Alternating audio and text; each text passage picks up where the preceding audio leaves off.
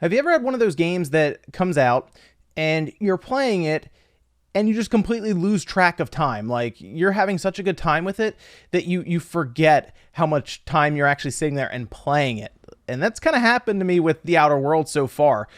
This game is really fun. And while I still have quite a ways to go, I think, in the game, and a lot of that has to do with me not really even tackling the main story and just kind of wandering off. This seems to happen to me, and I'm sure a lot of people, when it comes to games like Skyrim or Fallout or any of these open world style games that Obsidian or Bethesda or whoever makes, that happens to me a lot. I just kind of go over there, and I just start walking around and exploring.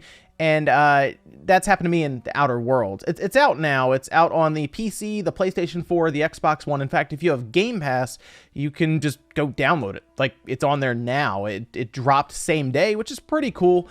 Good value there for Game Pass members. And it is going to the Switch next year at some point. I believe Virtuos is going to be helping out with that port. So it'll be very interesting to see this game go to the Switch as well, considering there's no Fallout game like at all. Well, a Fallout Shelter, but no Fallout game like traditional sense that we're kind of used to now with the first person style and everything. And The Outer Worlds feels very much like Fallout 3. This is what it's reminding me of.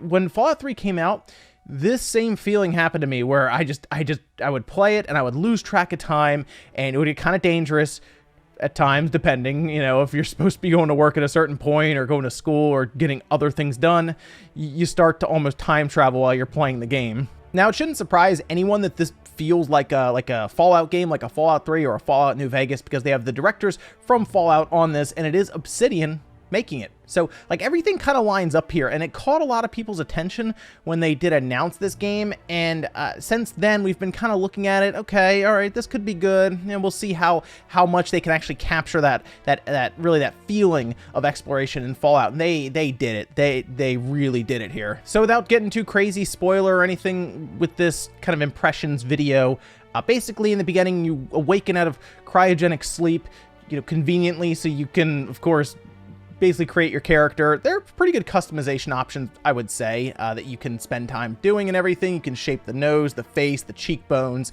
obviously your hair and how it all looks and everything. All of that can be edited and changed around, and then you do have skill points and everything to set up as well, whether you want to be someone who is very good at persuading or intimidating, basically someone who's very good with dialogue. Maybe you want to be someone who's very good at sneaking around or reprogramming computers or picking locks. All of that is there. So it feels like kind of that Skyrim or Fallout style game where you can basically pick how you want to tackle certain situations. And hey, those are presented constantly. Like you are constantly trying to decide if you want to literally just wipe people out to get like a key from them, or you want to persuade or intimidate them. Or there was really funny is there was even an article I saw put up where the site was talking about how you can actually make your character dumb, and there's an option that comes up as them just being dumb. Like it's like they don't know what's going on, so they just say something really stupid, and I guess the person just feels bad for them. But once your character is all set up and ready to go, you start on a planet where the ship that you want to use to take off is damaged, and you have to get a power regulator for it.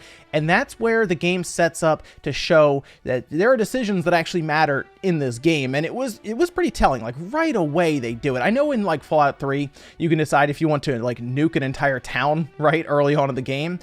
This wasn't to that level of destruction, but you were pretty much deciding if an encampment was going to be getting power, because you had to get a power regulator. You're taking it from somewhere. So you had to decide if an encampment was going to continue living on and surviving, or if an entire town was going to be affected by this. You're going to reroute power from one of them, so you have to decide. And it was actually a harder decision than you would think, because you were in your mind, you're like, okay, I'm going to go do this. I'm going to take the power regulator. I mean, this was in like the first hour of the game. You're trying to figure this out, and I'm just going to be on my way. But no, there are branching paths and decisions that get set up like immediately. Like they set the tone right away, and it was great. Like, this is amazing to have this happen so fast.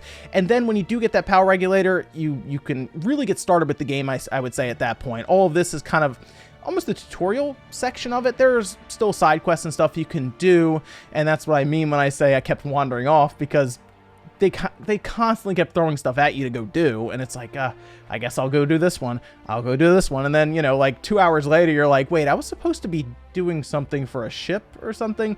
Yeah, that happened a lot. But I mean, you level up from it, and you gain reputation and everything. Like I said, there's a lot of things moving all at once in this game. But once you get that power regulator and you install it in the ship, at that point, you really take off and you can start looking around and doing more exploration just off of this one planet, right? So when that happens, your ship basically becomes your like central hub part of the world, and they've disguised it to make it look like you're flying around in space when you're basically not. You're just kind of teleporting to different planets, right? I mean, they show the little graphic of the ship moving and everything, but you're not just sitting in a room and watching you fly by planets or nothing like that. They've done a good job, I think, dressing it up, but it's pretty straightforward. You have a ship and you just pick different spots, and it basically teleports you to this planet or this colony to do different things. Now, the combat's pretty good, okay? So you have, of course, your melee weapons, you have your ranged weapons, whether it's a heavy weapon or a pistol or long weapons, which are not as... I'm okay with those. I like the pistols are pretty cool so far, and then there are energy weapons you can get. But what's really neat is running around with this really cool sword and just slicing everything up. And they have all different types of things. I have like a plasma sword right now. I have like an energy weapon that I shoot and like it just incinerates people. These are all things that are taking place, and you're upgrading them as well. The upgrading so far with the weapons hasn't been like extraordinary. Like, I'm putting grips and scopes on these things, and it's like, okay, that's kind of neat, but there seems to be a lot more area there to possibly collect and improve on. And as you're going through, you're also upgrading your skills and abilities. So every time you level up, you gain 10 skill points, and you can spread them out depending on what you want to upgrade. And then every 2 levels, you get a new perk, and that will do different things. For example, it can increase the amount of stuff you can carry. You can have permanent armor that just sits with you. You can run faster. These are all perks you will decide as you're going through. And then you also get companions that have perks and weapons as well. So there's a lot of stuff to go that kind of goes into setting up your party for whatever you're doing. Oh, and they did introduce like time slowdown. Basically, it's not necessarily what we have with like VATS from what I've seen so far, where you're choosing body parts and you're like, okay, I'm gonna attack this arm, this leg, and then their leg again, and then you hit a button and it just goes.